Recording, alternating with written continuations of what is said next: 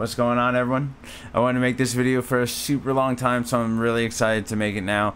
If you guys haven't watched my videos before, there's not too much fancy editing. We just like to get into the discussion and have a good time. So feel free to leave a comment, a question below. Just try to keep it positive. If you don't understand something or don't agree with something, that's totally okay. But just keep it positive is all I ask. Word it, phrase it in a way that gives you some integrity.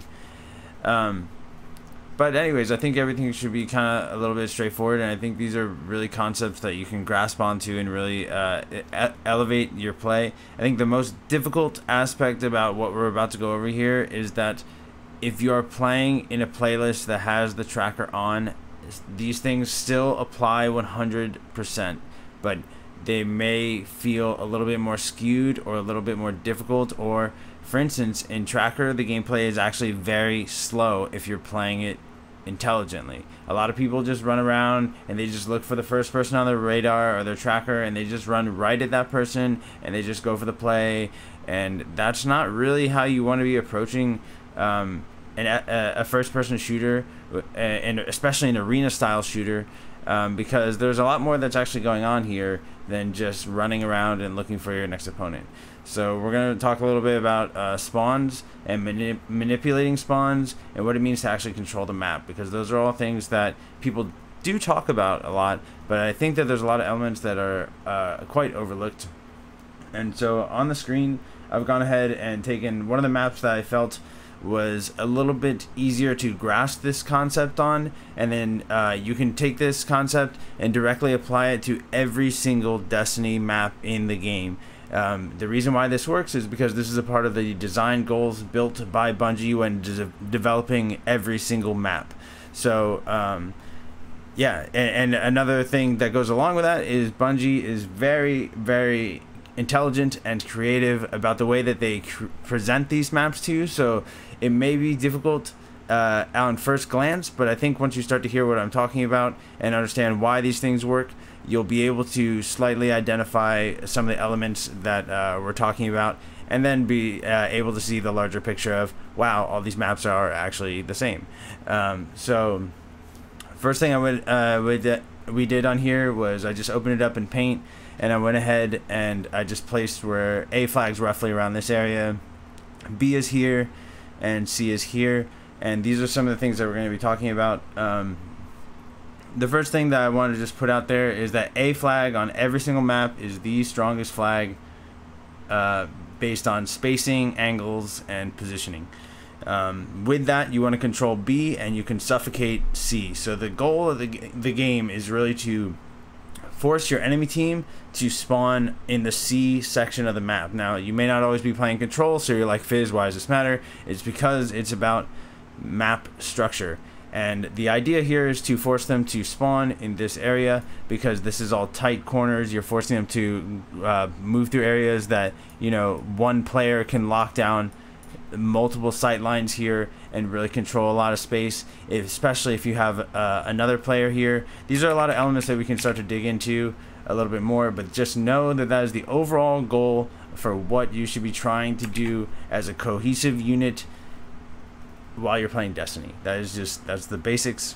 And then the next would be, especially when you're playing a game mode that is like the competitive game mode where it's 4-on-4, you need to think of your team as in 2v2s. So you and a partner on your team essentially buddy up, and that is dictated based on where your whole team as an overall are on the map and where you spawned in. So like as the game is going, if you spawn in a certain area, that person becomes your partner for a certain amount of time. Certain things can happen where you end up switching partners, or you know, but there's a lot of that, but you just kind of need to grasp that as an overall concept. And the reason why that's important is because, let's use a different color here. We're just gonna make a little player here. I didn't think I would be drawing like this, but we're doing some drawing with Fizz. And then you're gonna stick one guy there and another guy. This is roughly in this area. We're just gonna say here, and somewhere in this area. Obviously, like, I want to get to loadouts, I want to get to all that kind of stuff down the road, but I just want to cover some like super basic stuff. Let's make this a little easier to see. Let's put a circle here and a circle here, and what this does is this guy can lock down these type of angles, and this guy can cross shoot with that and lock down this, and that helps secure this section. So that's how those two players are going to work together to control a flag together as a unit. And then you have the other two members of your team, assuming that you have already won the fight for map control and that you're fully set up. There's a window, like an upstairs window up here, and then there's another tower right here. And those two players are going to allow sightlines for here and sightlines for here, and he can cross shoot from here, or she, and cross shoot from here. And that's how you're going to control B flag. And what that does is that if you look at it, every single option that the enemy team has for leaving their spawn is covered by your team. Now you own full control of the map. You're forcing the enemy team to come through small, narrow spots. Snipe shots are easy if you're in any of these spots, like long range pulse or anything. Even if you want to use a hand cannon or use a shotgun or something like that, that option is still available. The important aspect about this is knowing where these spots are, and there's 4 of them on every single map, and that's the spot that you work out of. So you can roam a little bit, but you fluctuate back and forth between that spot. And sometimes, for example, let's say the enemy team is making a push, and we'll use a different color for the enemy team. We can use I don't know, we'll use orange. All right. Let's say the enemy team's making some kind of big push in this direction. This guy gets weak. I know this is really hard to see. Hopefully you guys are following. This guy gets weak. That means that the best option in this scenario is not to swap out with this guy, but to actually rotate with this guy.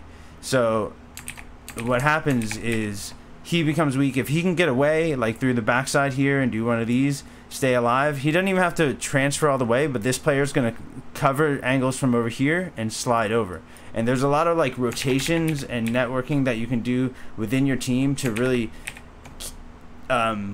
make it more difficult for it adds another layer, so it's like this game gets so deeply involved. And then you have things like loadouts, you have things like what kind of supers are you running together, how do those work together. And the really cool thing is that when you are playing on the tracker, there are things that negotiate whether something is competitively viable or not. And the element that comes down to that is how fast can you kill somebody.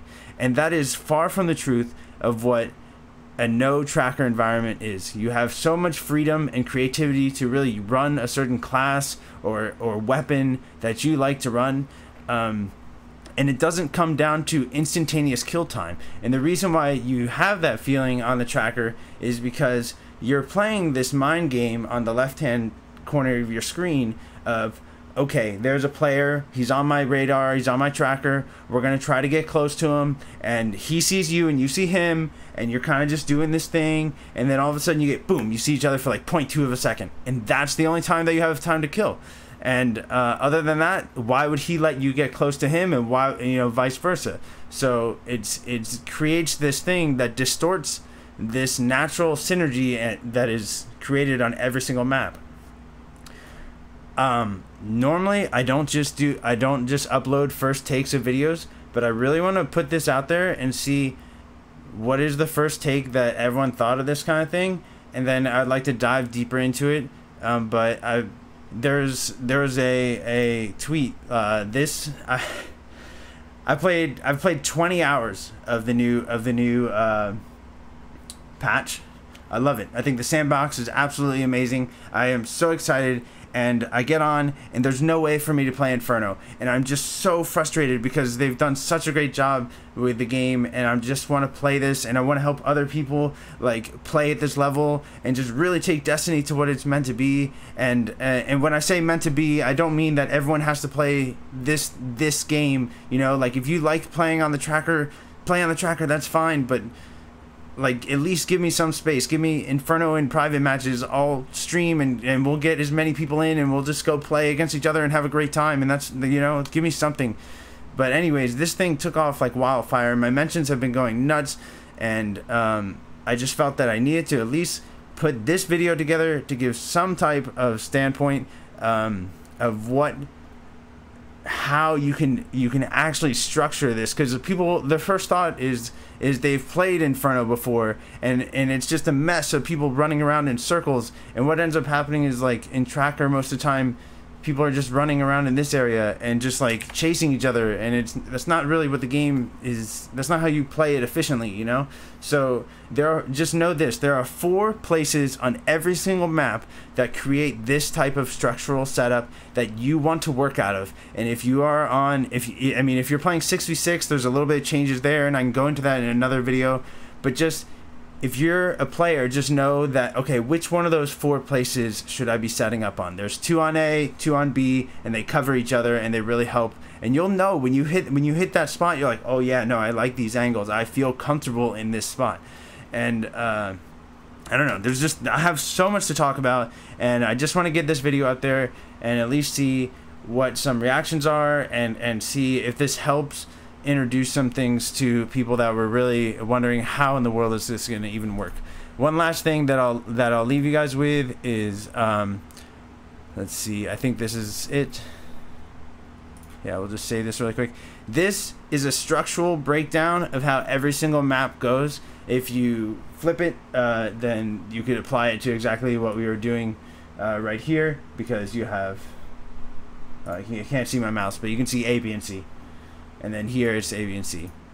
Now there's a lot more to talk about here on this, but yeah, just let me know what you guys think. Let me know if you want me to dive deeper into this. Let me know if this helps explain how you could even go about playing Destiny without a radar.